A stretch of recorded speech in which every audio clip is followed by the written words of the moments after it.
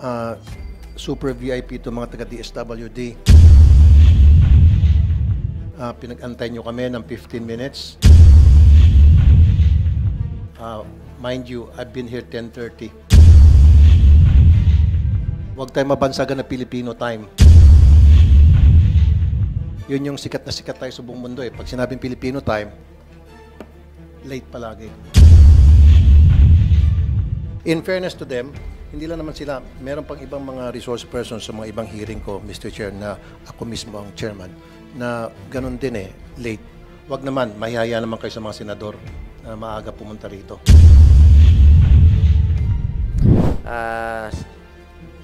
Senator Tulfo, do you have any opening remarks po?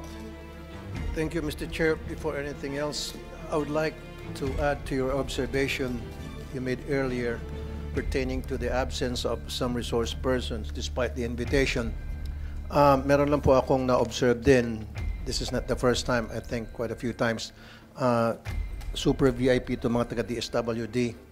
Pinag-antay nyo kami ng 15 minutes. Mind you, I've been here 10:30 and Mr. Chair's been here as well. So sana wag naman ganon. Wag tayo mabansagan na Filipino time. Yun yung sikat na sikat tayo sa buong mundo eh. Pag sinabing Filipino time, late palagi. Next time, do your best. In fairness to them, hindi lang naman sila, meron pang ibang mga resource persons sa mga ibang hearing ko, Mr. Chair, na ako mismo ang chairman, na ganun din eh, late. Wag naman, mahihaya naman kayo sa mga senador na maaga pumunta rito. Okay? Thank you. Now, Mr. Chair, if you'll allow me, meron lang po sana akong kunting mga katanungan lang and then later on, we can proceed with that. Yes, kasi during the last hearing, nakausap po natin yung Secretary ng Department of Health pertaining dun sa bullying sa mga doctors sa mga ospital. Okay, so meron na ho ba tayong development dito, Secretary Herbosa? Yes, Senator, Mr. Chair. Gusto ko sana i-update yung meron 2 cases of suicide allegedly related to bullying. Kinonfirm po ng ating director ng East Avenue Medical Center na yung kanyang ad hoc committee inimbestigahan at hindi naman po related doon sa wala daw bullying na nangyari doon sa 2 suicide cases. Yung duties nila were really their duties as first years, pero may mga personal problem pala yung dalawa. Okay. And the families are not pursuing any case of Okay. bullying against the So, hospital. So parang close we're talking na about sa kanila yun. sa Quezon City at sa kasama nila. I did not mention the name of the hospital, pero ikaw na nag-mention. So meron pa sa Manila. Kasi ang nakarating sa akin, mismo from the hospital staff, ito raw po yung mga first year college, yung mga first year na mga doktor nagtitrain sa ospital na yon, na sila'y nabubuli at hindi na lang doon nila makayanan yung pressure, yung pamamahiya. That's why they committed suicide. So you said not related doon sa trabaho, personal matters, yung sa Maynila at maging sa East Avenue. Yung sa Maynila, sir, well, this is the one from the University Hospital. Wala tayong jurisdiction doon, pero ang sabi sa akin, 10 years old na raw yung report na case na yun. So ang family decision then about the suicide is they don't want to be investigated. Sige. So and then para sa Yung sa information UST lang, po, Doc, na Yun, ni-rape ng kanyang senior. ay hindi ko na follow up yun kasi legal may case yata yun, Okay. sir. Sige. Sir, for your Investigate it, information, Doc. ang isa is on the reiteration of the rights of healthcare workers against bullying, harassment, and discrimination. So may draft kami, we will provide your office with a copy of this draft. And the other one is, nag-survey kami sa mga hospitals namin. We found kung may mga nagre-report. At meron kaming 2 na nakita out of 26 reports. Kasi may 26 reports, usually nagre-report yung bullying, Senator, sa 888 or some other channels. Pero hindi nagbibigay ng detail. So our problem is we have like 26 na ni-report na bullying daw, pero pag investigate walang detalya. So ang hirap mag-forward except for 4 cases. So may 4 cases kaming inaksyonan din at may mga findings yung aming team. So may sistema na po. Ang bali sasabihin ko in short is that para anyone that is being bullied in any of our hospitals can address grievance to our open kami sa Department of Health that they can complain to us. So meron po kayong confidentially. hotline, sir, that they can call kahit na in confidence and then ma-actionan po ng DOH. Kasi more often than not, these victims of bullying, doctors, victims of bullying, itong mga first year sa residents, takot po sila magsumbong dahil baka sila po'y mabalikan at lalo po silang ipitin. Sige sir, i-announce na lang namin yung hotline namin. Although meron kaming available for mental health, meron kaming hotline. Do you have na that in your website, sir? Nakalagay doon yung cellphone number or telephone Palalagay number ko po, or palalagay. email? Ilalagay po natin para... Ilalagay para nyo pa lang po. grievance, opo. At matagal na po yung nangyari itong pangbubuli So, po sa ang mga aming doktor. crisis The reason why, hotline- sir, excuse me, para maintindihan po natin lahat dito, the reason why I'm raising this up, this issue, for me, this is really important. Marami na po akong natatanggap ng mga complaints from patients sa mga public hospitals na nasisigawan, napapagalitan, na nabubuli po ng mga doktor. And mostly, these doctors are, sila yung mga residents, yung mga first year, second year. Bakit ganun sila mag-akto? Kasi biktima rin silang pambubuli. So yung ginagawa sa kanilang mga seniors, pagdating doon sa ER, pagdating doon sa floor, ginagawa nila sa kanilang mga pasyente. Do you understand po, Doc? Yes, Mr. Chair. And do you agree with me na ganun po usual ang nangyari? So dapat po, we have to take care of our doctors para the doctors will take good care of the patients. And then, follow-up din po, meron na ba kayong ginawa doon sa sinasabi ko na magpaskil sa lahat ng mga ospital, yung patient's rights and doctor's rights as well?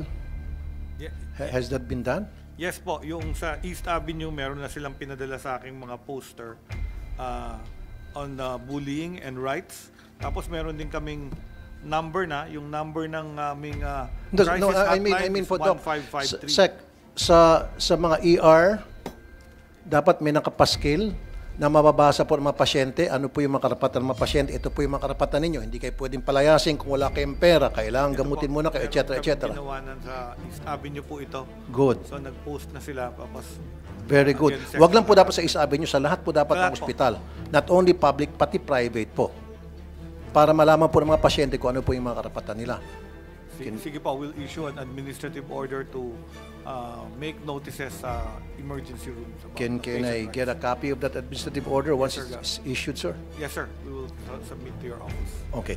So, doon sa bullying, Yung sa bullying, may stop repeat na? ko lang po yung hotline, crisis hotline 1553. At may cellphone number kung gusto nila, 0919-057-1553 or 0917-899-8727. Okay.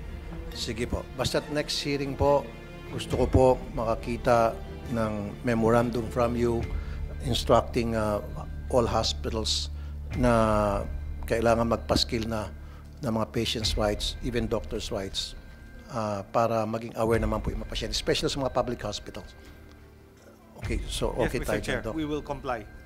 Now, another observation that I have, Doc, that I had in the past, bakit po sa mga ospital, ang mga gamot ay mamahal? Especially po when it comes to inpatient. So, hindi po nabibigyan ng option ang pasyente kung ano ibibigay sa kanila, yun na lang po talaga ang tatanggapin nila. At bakit po branded? Dapat po pag sa mga public hospitals, habang maaari, dapat yung mga gamot na kinikerry po ay generic. Do you agree with me, Doc? Kasi most of the patients that goes to the public hospitals are poor. So why give them branded medicines? Agree po. Usually po, ang procurement of medicines in public hospitals is by public bidding, 9184. At kuminsan, ang nananalo po ay yung branded. But most of the time, alam ko, generic ang mas mura. So yun ang nananalo po. Kaya nga po, Doc, so bakit nyo ipapayaga mag-bid pala ito mga branded kung sila'y mamahal? I'll give you an example, Doc. I'll give you an example. Ito, Doc, Secretary, I'm sorry, I've been calling you. Anyway, doctor ka naman din, ano? Oh, good, tama lang. Tramadol, this is a pain medication if I'm not mistaken, right? Yung branded, 128 pesos and 50 cents. Yung generic, 9 pesos and 75 cents. You see the big difference, Secretary? So now, ito yung nakakabulabog. And I know this for a fact because I've been a patient several times at different hospitals. Sa mga inpatient, kung ano ibibigay sa pasyente ng doktor, yun na yun, iinumin ng pasyente and then i-charge na lang. Diba? Without asking the patient first na ang ibibigay namin sa iyo ay branded. Okay ba sa iyo? Or ang bibigay namin sa iyo is generic. More often than not, wala nang question. So kaya nga, tulad nito sinabi ko, Tramador, ang laki ng difference. Although siguro, i-charge ito sa PhilHealth, pero PhilHealth is government. So nasa-short change pa rin yung gobyerno. So my point is, dapat sa mga public hospitals, huwag na ho tayo magbenta ng mga branded. Yung generic na lang. Existing na po yung executive order on the use of Philippine National Drug Formulary or generic drugs sa public hospitals. Ang only reason I can give as a doctor, because there are cases, nung nagpa-practice po ako, may cases na generic ang binili ng hospital pero hindi siya clinically effective. So hanggang mangyayari yun, nire-report namin yun sa procurement service. At that's the reason why some hospitals will carry probably the branded because the efficacy clinically is different. At So, may sino ganung mga po observation. nagsasabi na mas maganda po yung branded compare sa mga generic? Hindi ko siya sabing mas maganda. Merong Hindi, yung sabi niyo po effect. efficacy. So may Oo. clinical study po. Yeah, because sometimes pag nagpa-practice ka, binibigay mo yung generic, yun ang binibili ng pasyente sa No, hospital. I mean, Secretary, you said may clinical studies na mas effective ang branded kaysa generic. Hindi Can ho- I see those clinical Hindi ho- studies? They're the same as long as the bioequivalence and bioavailabilities are the same. So Okay. yun ang problema. Not all drugs are created the same. So even if they're generic, doesn't mean may potency. Kung minsan, yung percentage of the available active component is also lower. So yun yung mga problema po. Sometimes it's cheaper but the quality is not that good. So tama naman, generics and branded should be the same. However, may manufacturing, merong yung iba nandadaya. Meron pong gano'n, nandadaya yung percentage, gagawin 90% lang. So yung efficacy, kitang-kita ng doktor, hindi ko nawawala yung pain ko. Kaya nga po, Senator- nandiyan po kayo para ipascreen niyo po sa If sa I may lang FDA. po, Senator Rafi, bakit pumapasok sa utak ng Pilipino o kahit saan na, for example, ayoko ng pangalanan yung brand, bakit mas prefer nila yung branded kesa dito sa mga ordinary na generic? Yun ang naka-mindset na sa about isa. Bakit po ganon as Secretary of Health? Bakit Hindi ko po alam nagka- kung patient po yan. Ano? Usually, may tawag sila, yung hiyang sa kanila. Like if you're taking certain medications, magpapalit ka, mas mura, generic. Pero makikita sa monitoring, hindi tumababa yung sugar mo, hindi bumababa yung blood pressure mo. Yung doktor mismo, ibabalik ka dun sa gamot na inumpisahan niya. So sometimes, it's really yun yung sinasabi kong clinical outcome. So yung doktor, binabantayan ko kayo sa clinic, pareho ni reseta ko sa'yo, generic. Ang gagawin nun, mag-experiment siya, ibabalikan niya sa branded, and then makokontrol. Okay, So if ito I yung may- mga sinasabi kong Okay, differences. Secretary, kung ganun pala, meron kayong mga findings, clinical studies, na halimbawa yung isang particular gamot, hindi siya effective kumpara sa isang branded, dapat meron kayong mga listahan na yan, and the public should be informed. And through the FDA, di ho ba? Yan po yung sagot Hindi yung dun kayo sa lang tanong po nyo. nakakaalam noon. Mr. Chair, yan po yung sagot sa tanong nyo kung bakit may mga branded sa public hospitals. Kasi ibig sabihin nun, baka the previous year, yung supplier hindi maganda. Hindi lang po sa mga iniinom na gamot, sometimes sa anesthetics, may nakikitang ganito. Tinurok, hindi nagka-anesthesia. So, the next year, hindi nabibili nun. So, for safety, kung minsan bumibili po yung public hospital noong branded. So, yan Doc, po ang... pwede makasingit? I'm not saying you're lying, pero I'm saying na half-truth yung mga sinasabi ninyo.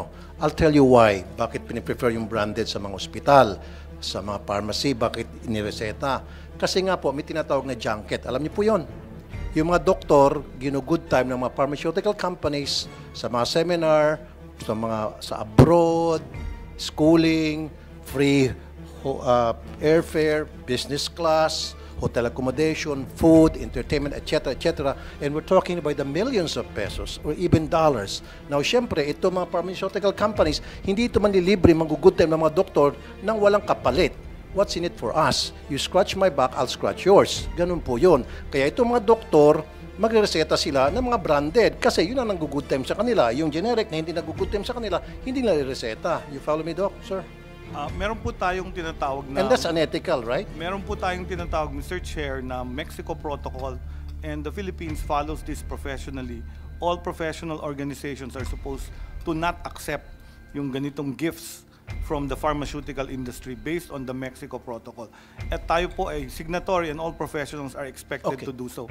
Kung meron pong makitaan na ganitong kalaman, kinakasuhan po yung pharmaceutical company at pine-penalize sila. So meron silang penalty from their own association, the Philippine Association of Pharmaceutical Industry. So nagse-self-police sila dyan among them. Pag kami nagja-junket, yung junket po nung araw, kasi since we accepted Doc, sorry, Mexico di ko na Protocol. matiis po. Doc, were you born yesterday? Hindi po, alam ko yan, nangyayari yung junket nung araw. Pero sinasabi ko No, po Doc, ngayon nangyayari. You want me to prove? Pero kasuhan natin sila, sir. So, meron tayong avenue to file cases against these people with the pharmaceutical industry, lalo na yung mga pharmaceutical na gumagawa ng mga gifts.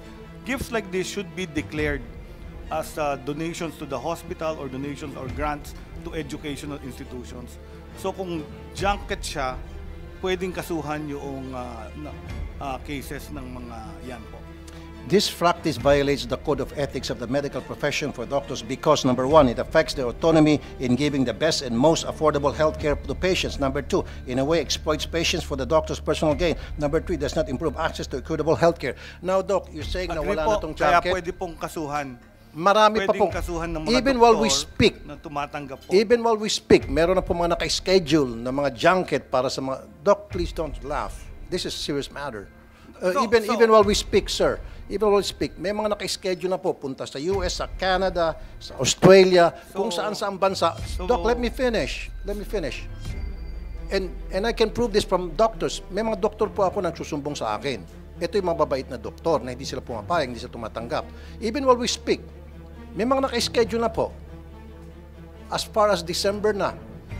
Kuminsan, yung Las Vegas, yung isang hotel dyan sa Las Vegas, punong-puno yan ng mga doktor from different countries, kasama dyan Pilipinas. Libre po yung airfare, libre po yung hotel accommodation, libre yung registration, libre pa pati pansugal sa casino. Now, yan yung dahilan kung bakit matataas ang presyo ng mga gamot dito. Siyempre, yung mga pharmaceutical companies, kailangan nilang kumita din, bumawi. Tataasan nila yung presyo ng mga gamot nila. And that's the reason bakit itong mga doktor, hindi naman po lahat, na mag-issue silang reseta, magreseta silang gamot sa kanilang mga pasyente without putting the generic conversion equivalent. Kasi dapat, di ba, maglagay sila sa reseta yung branded and then sa baba, generic or the other way around. May mga doktor na gumagawa niyan, pero may mga doktor na wala, hindi nilagay yung generic name because busog-busog sila doon sa pharmaceutical companies na nag-put time sa kanila, pasintabi sa mga doktor na tatamaan. And you know, that's reality, Doc. And don't tell me na stop na yan because if you tell me na stop na yan, next week, sa next hearing, babalik ako, mapapahiya po kayo, Secretary.